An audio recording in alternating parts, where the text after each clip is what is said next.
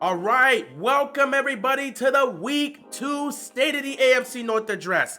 I have to apologize. I forgot to do a Week 1 State of the AFC North address. That's unexcusable by me, especially because we had a divisional matchup in Week 1 between the Cincinnati Bengals and the Cleveland Browns. That is my mistake. I take responsibility for that. However, we are here now for Week 2 of the State of the AFC North address, and this week is chaotic. Major news for the AFC North. We've got to discuss it. We had another divisional game, this time between the Browns and the Ravens, but we've got to start with the major topic of discussion, the Cincinnati Bengals. We've got to focus on that. So we'll talk about the game first, and then we'll talk about the news that we have received over the last 24 hours. So let's start. The Cincinnati Bengals were at home against the Jacksonville Jaguars. Jaguars actually had the lead in this game, and Jacksonville was playing well. Trevor Lawrence was playing well, and they had the advantage. Joe Burrow was playing well. Unfortunately for him, he got sacked, and after he got sacked, he could not get up. He ends up leaving the game in the first half. At the time, we thought it was an ankle injury, but we didn't know much about that, so we just left it there for now and waited. Getting back into the game, Joe Burrow's out, so in comes Jake Browning. The Jacksonville Jaguars had this game in their hands. They had the advantage. They had the lead. They probably should have won this game, but the way they played down the stretch is just crazy. Jake Browning came in and he played chaotic.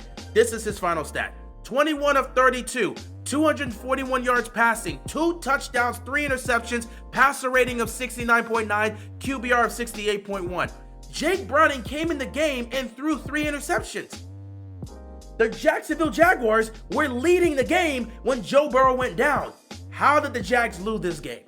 How did the Jaguars lose this game? This is where the craziness happens, man. The Bengals defense did a good job against Jacksonville in the second half, and their offense really sparked up in the second half. You got 21 points of offense in the second half for the Cincinnati Bengals, and their defense holds Jacksonville to 10. Jacksonville had a 17-10 lead. They were playing well.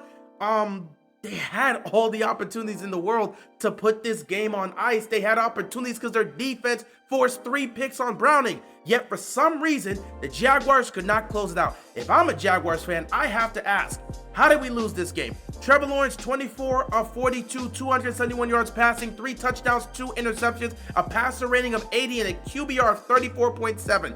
Things just went disastrous for the Jaguars down the stretch, and their inability to close this game is gonna hurt them down the stretch. There's also a situation right now with Brian Thomas Jr. and Trevor Lawrence, man. They just cannot get on the same page. I don't know what's going on with them. They can't get on the same page to save their lives. And at times, it looks like Brian Thomas isn't even interested in running his routes. Now, some people are saying the reason for that is because he don't want to get smacked because Trevor Lawrence throws a lot of hospital balls. And Brian Thomas does not want to be at the tail end of one of those where he's trying to make a catch and he gets smacked up by the safety and knocked unconscious. I don't know what it is, but Brian Thomas and Trevor Lawrence just have not been on the same page, and it's hurting them. It's actively hurting them. Also, we're trying to figure this whole situation out as we are watching this as the fans. What is this whole situation in regards to Travis Hunter in terms of how they're using him in the offense and his aspects of snaps that he's being utilized as a corner on the defense? Because they're managing his snaps, but when you're watching him out there, not seeing much from him offensively. He's making plays here and there defensively, but he's not really doing much as a receiver offensively. Doesn't seem like him and Lawrence are on much of the same page either. We're not seeing much from Trevor in terms of looking towards Travis's direction. At times, it just seems like he's blatantly ignoring him out there offensively. But it is what it is. The game came down to Jake Browning leading a game-winning drive. It was a 90-yard game-winning drive, and this is crazy. A 92-yard game-winning drive by Jake Browning. That's what the game came down to, and they got the touchdown, and it came down to Trey Hendrickson getting a sack on Trevor Lawrence to end the game. So Jacksonville loses a game they have no business losing, especially with Joe Burrow going down. And the Bengals find a way to win the game. They go to 2-0 on the season, but they get horrible news. We did not know at the time the severity of the injury. Initially, we thought it was an ankle injury. After the game, it was reported that Joe Burrow had suffered turf toe, but we didn't know what level it was. We didn't know what grade of the turf toe was. Some were saying it was grade 1, some were saying it was grade 2. Initially, the reports was leaning towards grade 2, which means Joe Burrow would have been out for a few weeks, but we have gotten confirmation today that it's a grade 3 turf toe injury, and there has been a report out, in fact, several reports that says Joe Burrow will require surgery, so he is officially out for at least the next 3 months. That does not end his season, but that means for a majority of this year, he's gonna be out. It's possible he comes back by December 14, which would be the matchup against the Ravens in Cincinnati, but it's not a guarantee. And with him going down, the Cincinnati Bengals season seems like it's essentially over. However, they got about 10 games that Joe Burrow is going to miss potentially.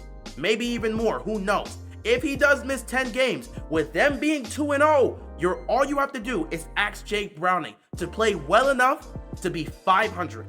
Because if Jake Browning can help this team be 500 in these 10 games, Joe Burrow could come back, they'll be 7-5, and he would have to run the table and go 4-0 to help this team make the playoffs.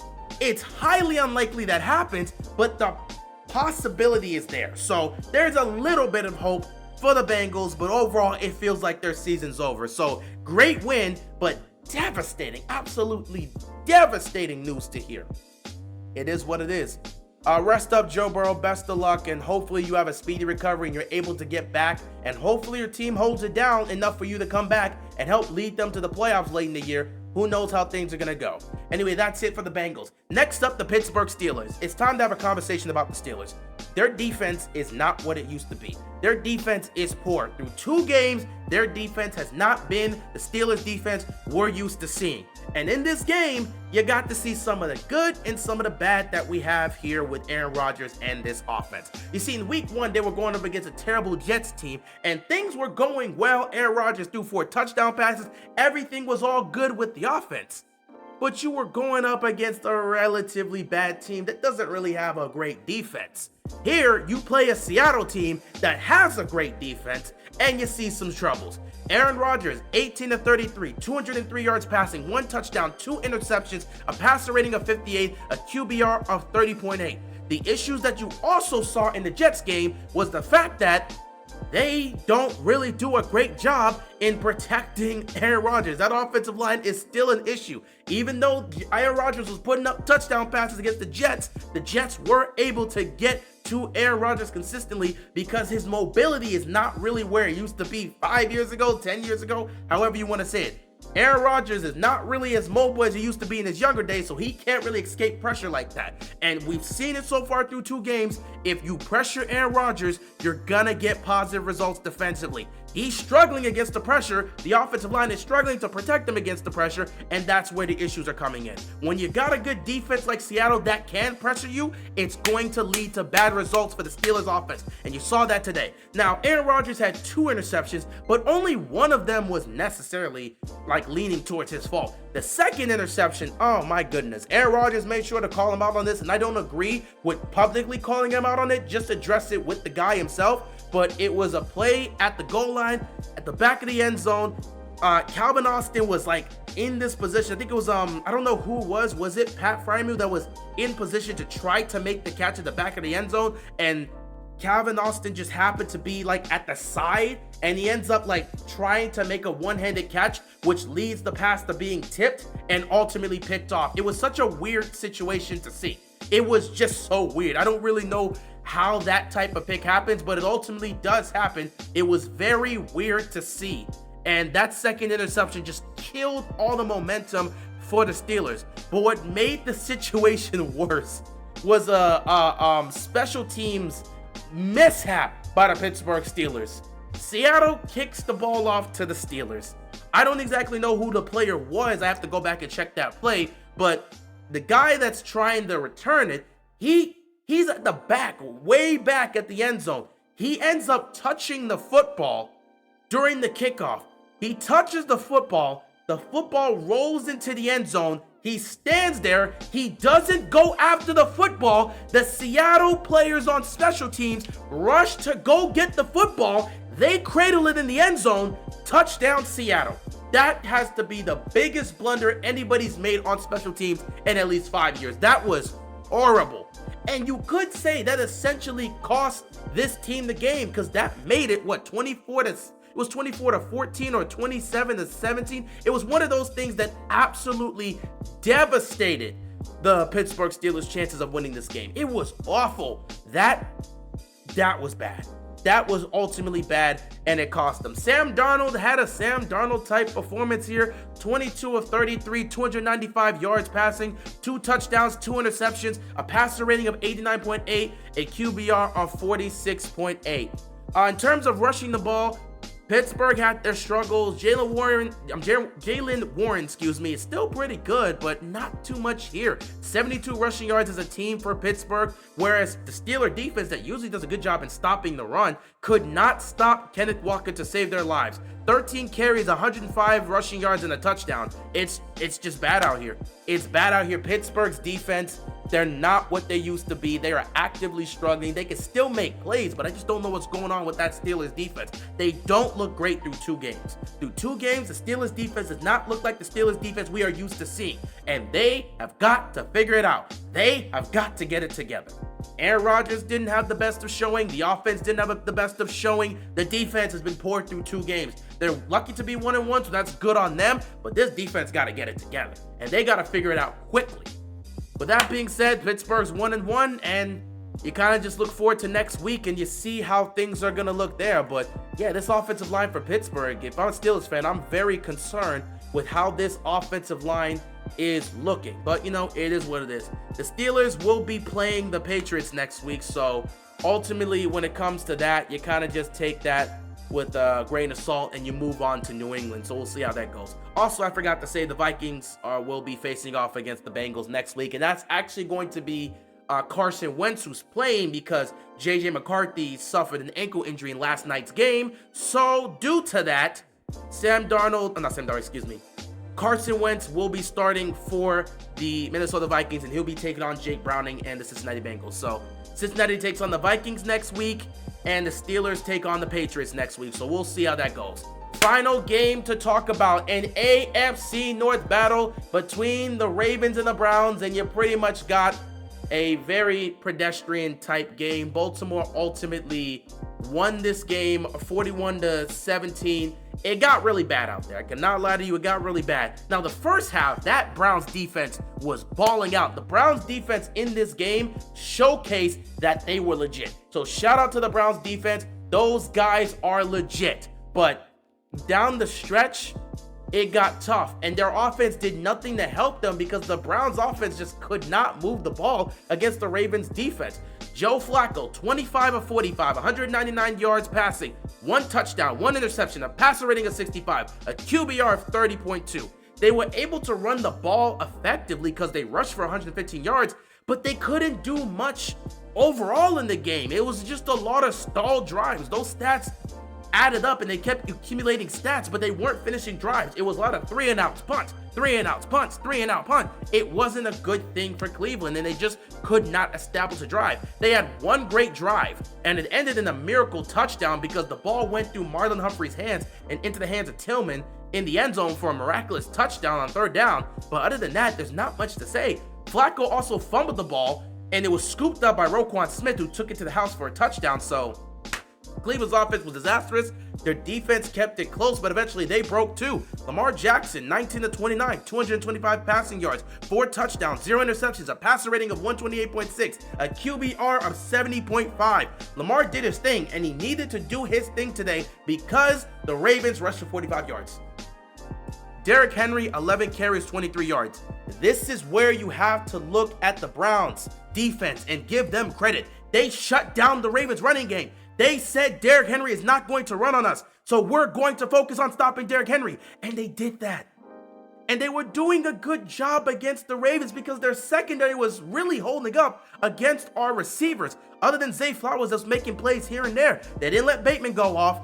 Diop wasn't having a lot of snaps here, so we can't really speak on him. By the way, Diop was awesome in this game as well. He had 2 great catches. Both of them could have been for touchdowns, but the first one, he was ruled short. The second one, he was in the end zone for the touchdown, so that was good for him. But yeah, they were doing a good job in the secondary and really holding up. But it was their front seven that was just bulldozing the Ravens offensive line. And the Ravens offensive line could not keep up. Myles Garrett was everywhere. He was smoking Ronnie Stanley. He was coming in the interior and just getting to Lamar Jackson. Nobody could stop Myles Garrett in this game. One of the best performances he's ever had against us, man. This dude was dominant from start to finish. Unfortunately, it was not enough to slow down the Ravens for 60 minutes. It was enough to slow them down for 30 to 35 minutes, but it was not enough to slow them down for 60 minutes. And that ultimately became the difference maker. So the Ravens just pulled ahead in the fourth quarter and just took over, and that was all she wrote. Cleveland is going to have to now figure their situation out because they're 0-2 on the season and they're 0-2 in the division. So a conversation is going to start to happen. Not right now, but eventually a conversation will have to be made as to when you look to start putting in your rookie quarterbacks. When are they going to bench Flacco, and when are they going to look to bring in somebody, either Dylan Gabriel or Shedeur Sanders? That's why I'm saying somebody. It's most likely going to be Dylan Gabriel, but I don't want to assume that the Browns are going to stick with that through and through. It could go either way, so we'll just have to wait and see. But yeah, the Cleveland Browns will be taking on the Green Bay Packers next week, so the schedule doesn't get easier for them.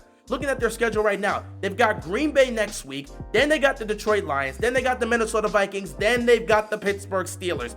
These next 4 games are going to be brutal for the Cleveland Browns. And if they end up being in a 1-5 or 0-6 type situation, at that point, you absolutely have to look to just bench Joe Flacco and go with either Dylan Gabriel or Shedeur Sanders. At this point, you might as well alternate between the two. You may look to do that. Who knows what Cleveland's going to do with the quarterback situation. But for right now, it's going to be Flacco. And according to Stefanski, he's not changing quarterbacks just yet. So next week will be Flacco against the Packers defense with Micah Parsons.